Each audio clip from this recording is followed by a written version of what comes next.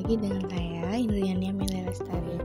Kali ini kita akan membahas mengenai lanjutan dari materi yang kemarin, yaitu perencanaan maba.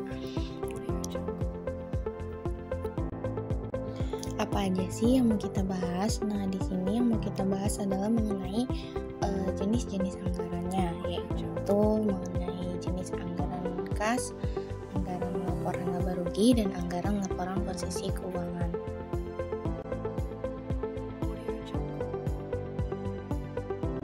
Yang pertama adalah pengertian anggaran kas.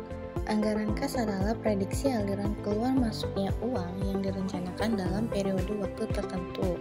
Anggaran kas ini dapat diartikan sebagai sebuah alat yang digunakan oleh perusahaan untuk perkiraan arus kas, di mana besaran arus kas yang diperkirakan tersebut akan terjadi pada waktu atau periode tertentu, sehingga ada yang disebut dengan estimasi yang berlaku untuk penentuan arus kas. Penentuan ini bertujuan untuk mengetahui apakah anggaran perusahaan cukup atau tidak. Namun, penggunaan anggaran kas sebagai alat ini hanya untuk memperkirakan dana yang dibutuhkan dalam jangka waktu tertentu saja, dengan tujuan untuk memenuhi kebutuhan perusahaan. Sebelum membuat anggaran kas, manajemen misalnya perlu mengetahui perkiraan penjualan sebelum dapat memperkirakan berapa banyak uang tunai yang akan dikumpulkan selama periode tersebut. Nah, dibuatnya anggaran kas ini untuk memperkirakan secara akurat bagaimana kas akan terpengaruh selama periode tersebut. Lalu, cara penyusunan anggaran kas. Di dalam proses penyusunan ini tentu diperlukan beberapa tahap sehingga anggaran tersebut bisa tersusun dengan baik. Dalam artian bisa tersusun sesuai dengan apa yang diharapkan oleh perusahaan. Maka dari itu, tahap-tahap tersebut harus diketahui terlebih dahulu. Berikut ini adalah cara penyusunan anggaran kas melalui beberapa tahap. Tahap yang pertama yaitu kita harus menentukan arus kas masuk ke perusahaan dalam sebulan. Jenis analisis arus kas ini disebut sebagai persiapan dan analisis penganggaran kas. Ini adalah bagian dari perkiraan keuangan dalam jangka pendek perusahaan. Dengan menentukan jumlah kas yang akan mengalir ke perusahaan dalam 1 bulan, perusahaan juga perlu menentukan jumlah penjualan yang akan perusahaan miliki selama bulan pertama. Penjualan tersebut harus mencakup penjualan tunai dan penjualan yang perusahaan lakukan kepada pelanggan secara kredit. Lalu tahap yang kedua adalah menentukan arus kas keluar dari perusahaan dalam sebulan. Setiap perusahaan pasti memiliki pengeluaran setiap bulannya. Misalnya, perusahaan perlu membeli alat tulis atau perlengkapan kantor, membayar peralatan mobil, perawatan mobil dan bahan bakarnya, ataupun bayar karyawan. Pengeluaran bulanan lainnya juga seperti biaya iklan atau biaya pajak, beban pajak. Namun ada juga pengeluaran lain yang terjadi sekali, misalnya seperti pembelian peralatan kantor, kendaraan, atau pengeluaran lain yang lebih besar. Itu juga perlu kita ketahui terlebih dahulu sebelum kita melakukan penganggaran kas. Lalu yang tahap yang ketiga adalah arus kas masuk harus lebih besar dari arus kas keluar. Setiap perusahaan tentu menginginkan aliran uang yang masuk ke perusahaan lebih besar daripada jumlah uang yang mengalir keluar dari perusahaan.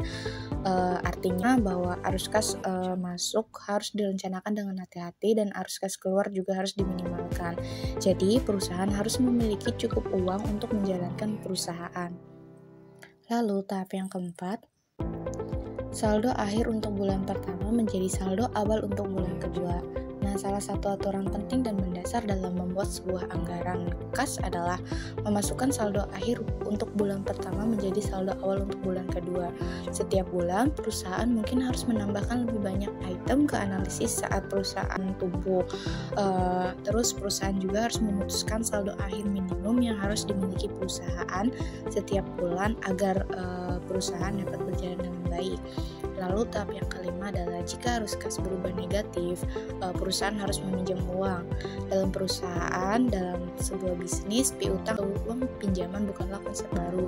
Jika arus kas berubah negatif atau perusahaan menghadapi defisit, tidak ada salahnya jika perusahaan harus meminjam uang untuk menutupi kekurangan kas untuk bulan yang kekurangan itu. Meminjam uang dapat dilakukan dari Yang pertama keluarga dulu, teman, investor atau dari bank atau lembaga keuangan lainnya. Jika arus kas perusahaan kita positif pada bulan berikutnya, maka kita dapat membayar kembali pinjaman yang sudah dipinjam tersebut. Lalu yang terakhir, konsisten dengan anggaran kas selama periode yang direncanakan, yaitu dengan cara terus melakukan anggaran kas setiap bulan, yaitu dengan mengusahakan agar pinjaman perusahaan seminimal mungkin dan arus kas yang masuk di dalam perusahaan lebih besar dari arus kas yang keluar. Penganggaran kas ini hanyalah dengan perencanaan keuangan, tetapi tidak ada salahnya jika kita sebuah perusahaan atau pebisnis untuk konsisten dengan anggaran kas yang sudah kita rencanakan, yang sudah kita buat dengan sebisa mungkin.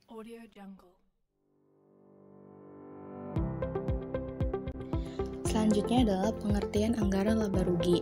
Anggaran laporan laba rugi merupakan rencana laba atau rugi yang akan diperoleh dari anggaran penjualan, produksi, beban operasional, biaya produksi yang akan ditanggung perusahaan atau entitas pada suatu periode anggaran. Secara sederhana, anggaran laba rugi adalah jumlah laba dan rugi yang ingin diperoleh oleh perusahaan. Anggaran laba rugi ini merupakan salah satu jenis anggaran yang harus dibuat oleh suatu perusahaan. Mengapa perusahaan harus membuat jenis anggaran ini?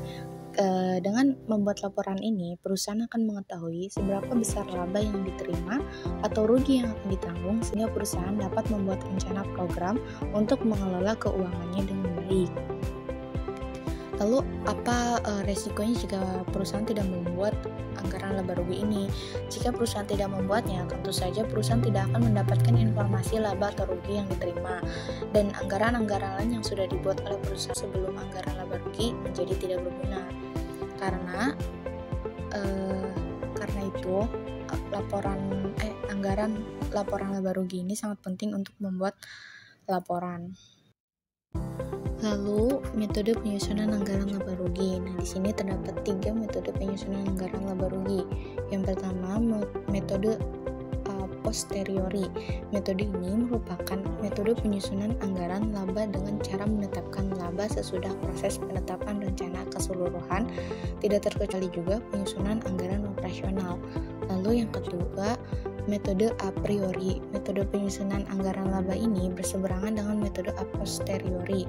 Pada metode ini, jumlah laba yang diinginkan ditetapkan terlebih dahulu sebelum proses perencanaan secara keseluruhan. Lalu selanjutnya metode pragmatis. Metode ini adalah metode penyusunan anggaran laba di mana jumlah laba yang direncanakan berdasarkan standar tertentu yang sudah diuji secara empiris.